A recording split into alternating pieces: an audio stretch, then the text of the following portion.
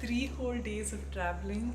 We finally reached Ziro and finally reached a comfortable room, and luckily we reached it before the sun set. So we've got to see this beautiful place as well, and we weren't even sure whether we're going to come to Ziro. We debated about this for hours because we had to travel for 3 whole days. Like my whole back hurts, and the roads are horrible, by the way. So here's what happened. Traveling to Ziro from Alo is supposed to be fairly simple. You take this one road through Zaparizo where you spend the night and continue along this road to Ziro for the next day and reach. Unfortunately, this journey of just 300 kilometers turned out to be such a nightmare for us.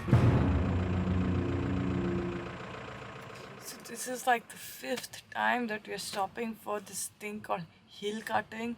They're trying to build new roads on the hill, and every time they cut a hill and they push the mud down onto the next road. But we at least reached Zaparizo by nightfall. The next day, however, this happened. Essentially, this tiny insignificant bridge had collapsed overnight when we were staying at Zaparizo, making it impossible to proceed to Ziro.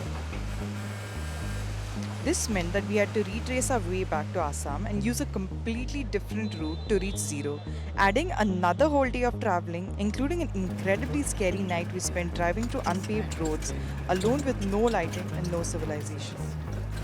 But we kept soldiering on, because while on the one side we had all this inconvenience, the other side had this.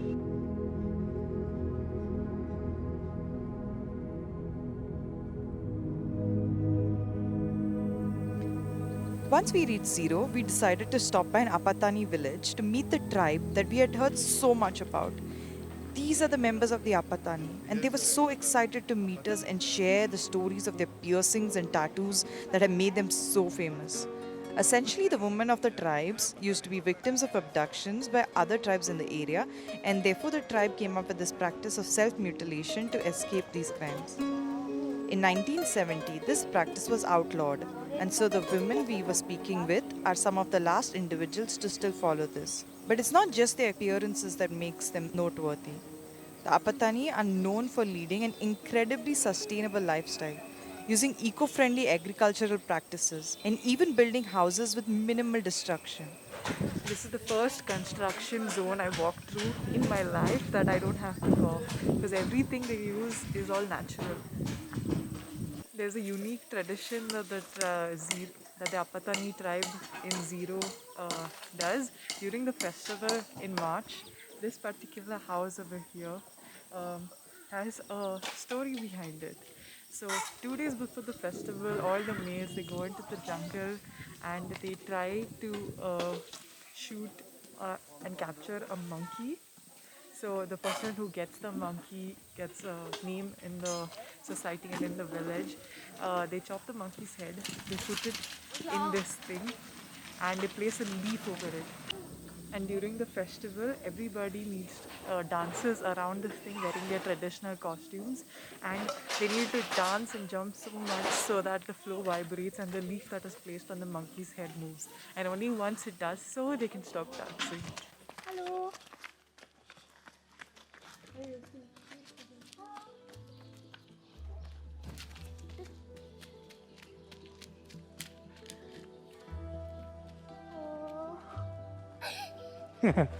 Having become hungry with all the walking, we then headed to a local restaurant. We are having a local Apatani lunch today. So that's rice, a bitter gourd, this vegetable called byaku. We are unsure what the English name for it is. Then on the side we have cow brain made in bamboo shoots, which is a local delicacy. And this here is a soup made of pig fat. And this is another soup of made of greens, which you can pour on your rice and eat like curry. I'm gonna have a little of this.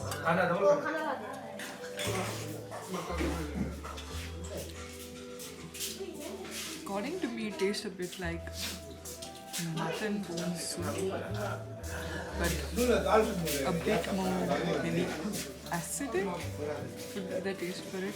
I really like it. Now I'm going to be checking out the beef flame, which is a local delicacy, and it's cooked in a bamboo shoot. It's very soft. It's like a super soft chicken piece. Eating it just melts in your mouth. It's creamy, but it has a taste like the white of an egg. Like I'm getting that taste. And because it's wrapped in bamboo, the outside has like a covering around the whole thing. So if someone doesn't tell you it's plain, it's very difficult to know that this is plain. After the truly unique meal, we headed just outside the village for a short trek past pine forests and ancient burial sites.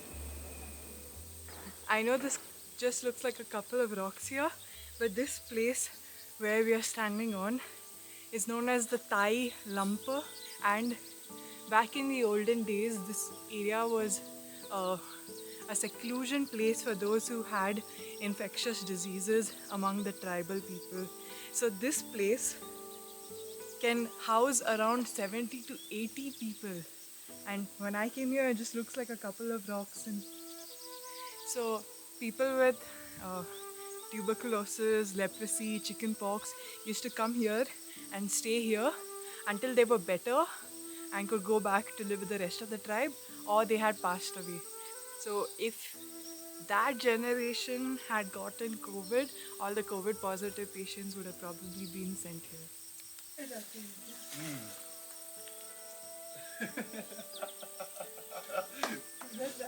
After a lot of jumping and climbing and slipping and me almost twisting my ankle and breaking my leg, I think we finally reached the place. ये पत्थर का इसका अंदर में ऐसा बड़ा सा तरह होगा गड्ढा होगा. So during that time, they weren't a lot of cures there for these illnesses. So the priests of the tribes used to come and try to cure the people with the diseases by conducting some rituals. Finally, we couldn't leave Ziro without visiting its famed handicraft center. This place is famous for its carpentry, knitting, and carpet weaving.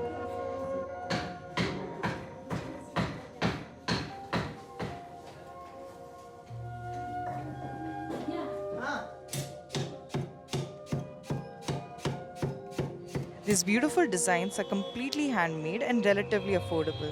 पूरा ऐसे machine से भी ऐसे पूरा मिलाने का पूरा काटने का बाद ना ये गड्ढा गड्ढा गड्ढा गड्ढा किया ना तो उसको पूरा ऐसे मिलाने का बाद में कैसे से ऐसे ऐसे छोटा ऐसे ऐसे करके पूरा ऐसे ऐसे करके काटने का बाद बहुत खूबसूरत है. Finally, there was the bell metal section. These are some finished traditional bangles which are worn by the women of the Apatani tribe.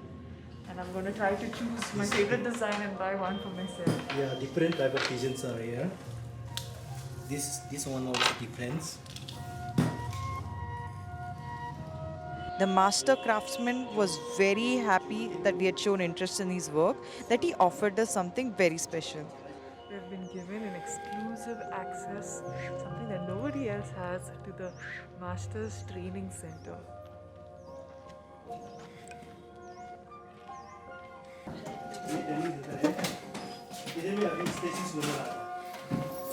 This is the workshop where concepts like this go through several layers of work to form intricate pieces of art like this.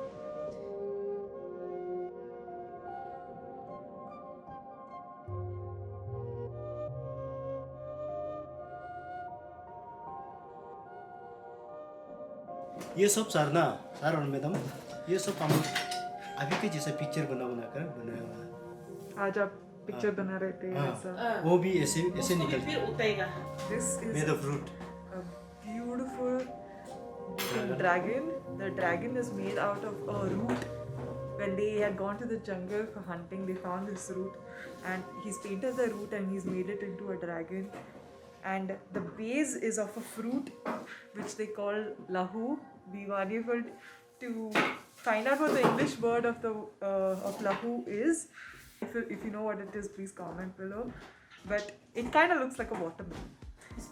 We were so lucky that we had this opportunity. Plus, I must say, despite all the troubled travels and road conditions, Arunachal became one of our favorite destinations because of how authentic and welcoming its people and culture were.